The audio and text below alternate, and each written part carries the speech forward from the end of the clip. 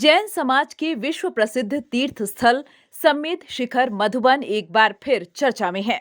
साथ ही इस मुद्दे पर राजनीति भी खूब हो रही है। बता दें कि कुछ दिन पहले इसी तीर्थ स्थल में एक जैन तीर्थ यात्री ने गैर जैन समाज के स्कूली बच्चों के पारसनाथ पहाड़ पर दर्शन को लेकर जब रोक टोक किया तो जमकर हंगामा हुआ।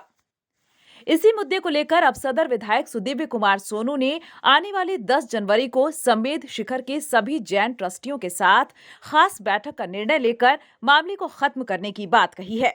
बहरहाल ये तो अलग मुद्दा है, लेकिन विश्व प्रसिद्ध तीर्थ स्थल समेत शिखर जिस मुद्दे को लेकर चर्चा में है वो है इसके तीर्थ क्षेत्र के स्वरूप में बदलाव कर सरकार द्वारा पर्यटन स्थल के तौर पर विकसित करने का प्रस्ताव। दरअसल जैन समाज के 24 में से 20 तीर्थंकरों ने इसी समेत शिखर की भूमि में निर्वाण यानी मोक्ष हासिल किया था। इसके बाद गिरिडीह के इस मधुबन की पहचान समेत शिखर के रूप में विश्व पटल पर उभरी और सालों भर देश के कई राज्यों के साथ विदेशों से जैन तीर्थ यात्रियों के आने का सिलसिला शुरू हुआ। समेत शिखर को पर्यटक स्थान बनाया जाए, लेकिन ये संभव नहीं है। नहीं होना चाहिए ऐसा। क्यों नहीं होना चाहिए? हेलो, क्यों? क्योंकि ये हमारे जैनों का धर्म स्थल है। ये सात्विक, हम जितनी शुद्धता रखते हैं बाकी नहीं रख सकते। जैसे हम नंगे पैर चलते हैं, हम वहाँ पे पान गुटखा ऐसा कुछ करते भी नहीं है, टूटते नहीं है, टॉयलेट तक भी नहीं करते वहाँ पे हम। तो ये मतलब ये सब हर कोई नहीं कर सकता है, इसलिए ये बताइए। हाँ। सरकार ठीक है प्रस्ताव भेजी है, सरकार का ये भी उद्देश्य है कि इसी क्षेत्र का विकास होना चाहिए, क्योंकि बहुत सारे प्रदेशों से, देश के अलग अलग राज्यों से लोग आते हैं दर्शन के लिए। इससे विकास थोड़ी होगा। इसको पर्यटन घोषित कर दोगे क्या विकास हो जाएगा? बाकी अभी जैसे गवर्नमेंट को या जैसे आम जनता को अभी जो इनकम हो रही है वो इनकम बाद में नहीं होनी है। बहरहाल तीर्थ क्षेत्र के बदले अब इसके पर्यटन स्थल के रूप में तब्दील किए जाने का विरोध शोला बनकर भड़क रहा है, क्योंकि ये विरोध सिर्फ गिरिडीह तक सीमित नहीं रह गया, बल्कि अब राष्ट्रीय स्तर पर हो रहा है। दिगंबर जैन समाज ने इसे लेकर आंदोलन की बात कही है। वहीं सरकार के निर्णय का विरोध कई हिंदू संगठन भी अब खुलकर कर रहे हैं। उनका साफ तौर पर कहना है कि समेत शिखर सिर्फ जैन समाज ही नहीं बल्कि गैर जैन समाज के लिए भी पवित्र भूमि के रूप में है। धार्मिक स्थल है, धार्मिक केंद्र है। ये बहुत गलत। सब सूद लेके जा रहे हैं, सब सूद लेके जा रहे हैं। सूद लेके बिल्कुल नंगे पाँव, देखो बिल्कुल नंगे पाँव, किसी नंगे पाँव सब। ये बहुत गलत है। 2 बजे के पैदल चला, रात को 2 बजे हम पैदल चढ़ने स्टार्ट हुआ। तो क्या मतलब इस क्षेत्र को जो मतलब पर्यटक स्थल के रूप में विकसित करना चाहिए? नहीं, बिल्कुल नहीं। भगवान हमारे ऊपर मोक्ष गए हैं भैया। की सिद्धों की सिद्ध क्षेत्र है। यहाँ जितने कंकर होते हैं बोलते उतने हमारे भगवान यहाँ पे। जब यहाँ शायद आपको जानकारी है कि गैर जैन समाज के कुछ बच्चे भी दर्शन करने के लिए पारसनाथ पर्वत जा रहे थे, तो उनके साथ नागपुर के किसी जैन तीर्थयात्री ने दुर्व्यवहार किया कि आप लोग यहाँ का माहौल खराब। क्या कहेंगे आप? तो बराबर सही बात है ना, सही बात है, क्योंकि हमारा तीर्थ क्षेत्र जरा कैसे गंदा हो सकता है। वो तो दर्शन करने के लिए वो भी स्कूल के बच्चे जा ही रहे हैं। मुझे बोलो दारू पी के, सिगरेट पी के आप कोई शिव जी के मंदिर में जाएंगे? ये हमको उसका ये बोलो ना। शिव जी के मंदिर में जाएंगे? अलाउड नहीं जाएंगे, कोई भी अलाउड करेगा। दत्त के मंदिर में जाएंगे, गणेश जी के मंदिर में जाएंगे, तो जैन मंदिर में कैसे जा रहे हो? ये आज का नहीं है, ये पर्वत हमारा वर्षों पुराना और कण में भगवान है। 14 जनवरी 2021 में भगवान है। 14 जनवरी 2021 में यहाँ पे क्या हुआ था? पूरे बच्चे ऐसे नंगे नाच कर रहे थे। वीडियो आए थे, वीडियो आया था, गए साल की बात, और मैंने अभी देखा है। सही बात। तो ये पूरी मतलब जैन समाज के लिए पूरा ये यहाँ पे पूरे मामले को लेकर स्थिति का जायजा लेने न्यूज विंग की टीम समेत शिखर मधुबन पहुंची और दूसरे राज्यों से आए तीर्थयात्री और जैन मुनि प्रमाण सागर जी महाराज के विचार जानने का प्रयास किया। किसी भी धार्मिक क्षेत्र को अगर पर्यटन स्थल घोषित किया जाएगा तो विरोध तो स्वाभाविक है। धर्म स्थल है, पर्यटन स्थल। धर्म स्थल में सभी लोग श्रद्धा भाव से जाते हैं और पर्यटन स्थल में मौज मस्ती से। लोगों को दोनों की आवश्यकता होती है, पर श्रद्धा भाव की जगह में हमें श्रद्धा भाव से जाना चाहिए, और जिनको मौज मस्ती करना हो मौज मस्ती के स्तर पर जाए। जैन समाज का यही कहना है कि ये श्रद्धा का स्थल है, पूज्य स्थल है, इसकी पूज्यता और पवित्रता बनाए रखे, इसे मौज मस्ती का स्थान न बनने। परसों ही घटना हुआ था गिरिडीह इसी पवित्र स्थल पर कुछ हिंदू जैन तीर्थयात्री के द्वारा कुछ गैर जैन समाज के बच्चों के द्वारा। देखो, इस तरह की घटनाएं नहीं होनी चाहिए। अगर किसी ने किया तो ये ठीक बात नहीं है और हमें इस पर रोक लगना चाहिए। और हम तो सभी से कहेंगे, इस क्षेत्र पर सब तरह के लोग आते रहे, सभी समुदाय के लोग वर्षों से आते हैं। सब श्रद्धा भाव से आए, श्रद्धा भाव से दर्शन पूजन वंदन करके आनंद लें, अपने जीवन में पुण्य अर्जन करें। ये पुण्य स्थली है, पुण्य भूमि है, सिद्ध भूमि है। यहाँ किसी के लिए रोक टोक की बात उचित नहीं है, लेकिन यहाँ की पवित्रता को बनाए रखना सबकी जिम्मेदारी है। इस दौरान राजस्थान, मध्य प्रदेश, मुंबई समेत कई दूसरे राज्यों से आए जैन धर्मावलंबियों ने सरकार के प्रस्ताव को लेकर कड़ी आलोचना की। पूरे मुनि आप देखिए, हमारे पूरे मुनि पैदल चलते हैं, बिगर वस्त्र के रहते हैं, एक टाइम भोजन करते हैं और वो यात्रा कर रहे हैं। आप सोचो, इतने बड़े क्षेत्र को आप ऐसा बनाएंगे तो हम लोग फिर क्या करेंगे?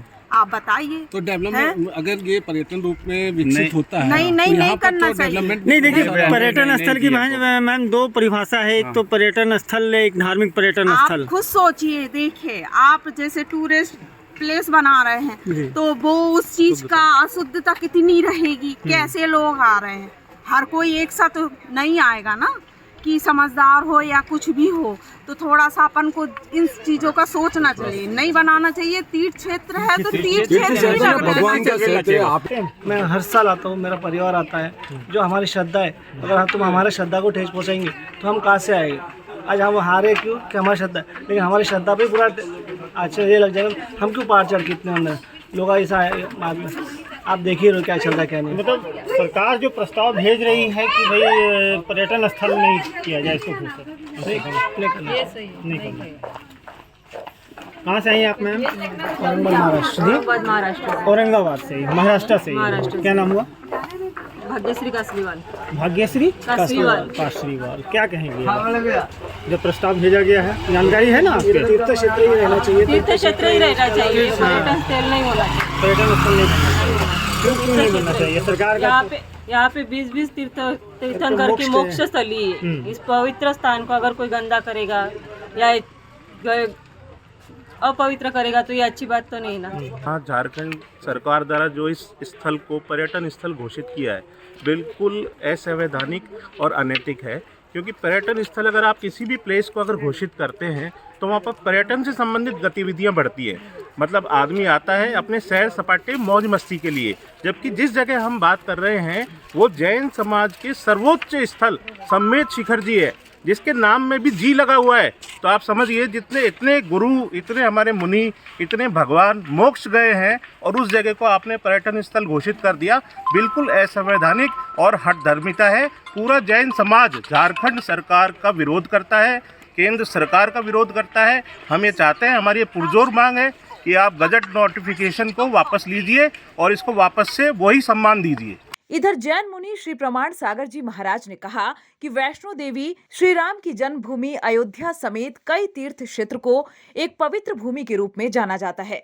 ऐसे में अगर इनका स्वरूप बदला जाता है तो क्या पवित्रता रह पाएगी? डेवलपमेंट का निषेध नहीं है, पर डेवलपमेंट से अगर हमारी मूलभूत आस्था ही चली जाएगी तो फिर डेवलपमेंट का मतलब क्या है? आज वैष्णो देवी का भी तो डेवलपमेंट है, अयोध्या का भी तो डेवलपमेंट है, काशी विश्वनाथ का भी डेवलपमेंट है। सरकार के पास बहुत सारे रास्ते हैं। सरकार अगर धर्म क्षेत्र को धर्म क्षेत्र के रूप में, तीर्थ क्षेत्र के रूप में डेवलप करे तो स्वागत ही होगा। और तीर्थ क्षेत्र का स्वरूप ही बदल जाए तो फिर ये उचित कैसे कहा जाएगा? जैन समाज विरोध कर रहा है, जैन मुनि शांत क्यों है? जैन मुनि का काम ये नहीं कि वो आंदोलन करे। जैन मुनि तो समाज को मार्गदर्शन देते हैं, समाज का काम है, समाज काम करे। मुनियों को भी इसके लिए कुछ कहने की ज़रूरत नहीं है। जब ज़रूरत पड़ेगी तो मुनिगण सोचेंगे। मैं इस वक्त हूँ गिरिडीह के सम्मेद शिखर मधुबन के पारसनाथ पहाड़ में। 20 तीर्थंकरों के निर्माण भूमि को इसे यूं ही आध्यात्मिक का केंद्र नहीं कहा जाता। कई मायने हैं इस आध्यात्मिक केंद्र सम्मेद शिखर के। 20 तीर्थंकरों की निर्माण भूमि कहलाई है।